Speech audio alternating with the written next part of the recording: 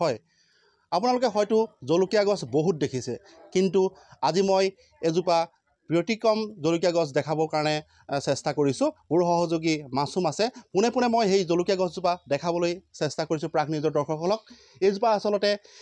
এজোপা বুলি ক'লে ভুল হ'ব ইয়াত 10জোপামান জলকীয়া গছ আছে যিজোপা জলকীয়া গছ ইমানেই ওখ যে মুধচ আচলতে পাৰ হৈ গৈছে এই জলকীয়া গছ কিজোপা এনেধৰণে জলকীয়াত থোপা থোপা জলকীয়া লাগিছে এক দেখিবলৈ আচলতে বহুত সুন্দৰ হৈ পৰিছে ক'ব লাগিব আৰু মই বৰ্তমান উপস্থিত হৈছোঁহি নুমলীগড়ৰ কাষৰীয়া যি মৰঙী মহাবিদ্যালয়ৰ প্ৰবক্তা চেনিৰাম হাজৰিকা ছাৰৰ গৃহত আৰু ভাইচ প্ৰিন্সিপাল তেখেত আৰু মই পোনে পোনে তেখেতৰ পৰা কেইটামান কথা জানিব বিচাৰিম যে কিমান দিন হ'ল ছাৰ গছজোপা ৰোৱা নমস্কাৰ মই চেনিৰাম হাজৰিকা মই মৰঙী মহাবিদ্যালয়ৰ বৰ্তমানৰ এতিয়া ভাইচ প্ৰিন্সিপাল এই জলকীয়া সচটোৰ মানে এটা কাহিনী আছে মই গোটেই কাহিনীটো আপোনালোকক ক'ব বিচাৰিছোঁ আজিৰ পৰা 5 বছৰ আগতে আচলতে মই এইখিনি কবি পুলি পচাইছিলোঁ এই জেগাখনতেই কবি পুলি পচাইছিলোঁ তেতিয়া এটা জলকীয়া পুলি ওলাইছিলে তাৰপৰা সেই জলকীয়া পুলিটো থাকি থাকি বহাগমহীয়া সেই জলকীয়াটো মানে ওপৰলৈ গুচি গ'লগৈ সেই জলকীয়াজোপা ইমানেই ভয়ানক হৈছিলে সেই জলকীয়াজোপা এতিয়া এইকেইজোপাৰ তুলনাত নহয়েই সেইজোপাটো আৰু ভয়ানক মানে কিন্তু দুৰ্ভাগ্য যে ৰাস্তাৰ মানুহে যেতিয়া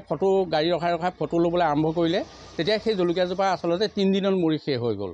তাৰপিছত সেই 3 মৰা জলকীয়াজোপা মই যেতিয়া ছিঙিছিলোঁ তেতিয়া পকা জলকীয়া ছিঙিছিলোঁ মই 3 কেজি আৰু কেঁচা জলকীয়া ছিঙিছিলোঁ মই 5 কেজি 8 কেজি জলকীয়া মই একেলগতে বেচিছিলোঁ তাৰপিছত আজি 5 বছৰত এই জলকীয়াজোপা মোৰ নাছিলে কিন্তু কি সৌভাগ্য পুনৰ আকৌ মানে কেইটামান পুলি মোৰ ইয়াত ঘৰত গজিলে আকৌ মই আনি পেলাই ইয়াত মানে ঠিক ফাগুনমহীয়া মই এইকেইটা পুলি ৰুইছিলোঁ এতিয়া ফাগুনৰ পৰা এতিয়া বৰ্তমান এয়া ফাগুন চ'ত বহাগ জেঠ আহাৰ শাওণ ভাদ আহিন কাতি এতিয়া এই কাতি পাইছেহি গতিকে কাতিত এতিয়া পুনুদ্যমে জলকীয়াজোপা লাগিছে তাৰপিছতে সেই জলকীয়াজোপা আচলতে বগা দেখি মানুহে মেম জলকীয়া কয় কিন্তু এই জলকীয়াজোপা প্ৰকৃততে মেম জলকীয়া নহয় মেম জলকীয়া ইমান ওখ নহয় আৰু এই জলকীয়াজোপা মেম জলকীয়াটো খাবলৈ টান হয় কিন্তু এই জলকীয়াটো খাবলৈ টান নহয় মেম জলকীয়াটো বহুত জ্বলা কিন্তু এই জলকীয়াটো মানে মিডিয়াম জ্বলা তাৰমানে মানুহে খালে ইয়াত পেটৰ কোনো অপকাৰ নকৰে গতিকে সেইকাৰণে মই এগ্ৰি-BSc সুধিছিলোঁ এই কথাটো যে এনেকুৱা জলকীয়া আমাৰ ইয়াত হয়নে নহয় তেতিয়া সেই এগ্ৰি-BScয়ে মোক জনাইছিলে যে প্ৰকৃততে এই জলকীয়া সচটো আচলতে আমাৰ ইয়াৰ জলকীয়া সচ নহয় এইটো হিমালয়ৰ পাত দেশতহে এনেকুৱা কিছুমান জলকীয়া দেখা পোৱা যায় বহুতো ধন্যবাদ দিছোঁ আপোনালোকে আকৰ্ষিত হৈ আমাৰ অসমতো যে এনেকুৱা ধৰণৰ খেতি বাতি হয় বা সকলোৱে যাতে এনেকুৱা খেতি কৰি নিজকে স্বাৱলম্বী কৰিব পাৰে এনেকুৱা যদি আমি 100জোপা গছো যদি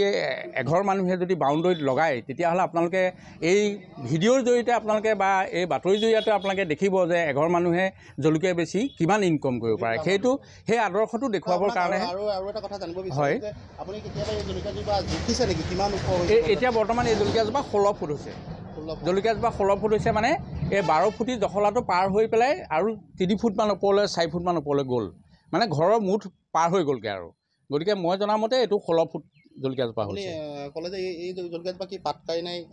হিমালয়ৰ পাত দেশৰ সচ বুলি কৈছে এইটো বৰ্তমান আমাৰ ইয়াত এইটো সচ নাই তাৰমানে আচলতে ক'ব লাগিব যে হিমালয়ৰ আচলতে পাটকাই পৰ্বততহে এই জলকীয়াবিধ পায় তেখেতে আমাক অৱগত কৰিছে আৰু মই মোৰ সহযোগী মাছুমক পোনে পোনে সেই দৃশ্যসমূহ দেখাবলৈ অনুৰোধ জনাম যে আচলতে এইবোৰ কেনেদৰে জলকীয়া লাগিছে আৰু সুন্দৰভাৱে বহুত ধুনীয়া লাগিছে ক'ব লাগিব থোপা থোপে লাগিছে এই জলকীয়াজোপা মই মোৰ সহযোগী মাছুমে পোনে পোনে সেই দৃশ্যসমূহ দেখাই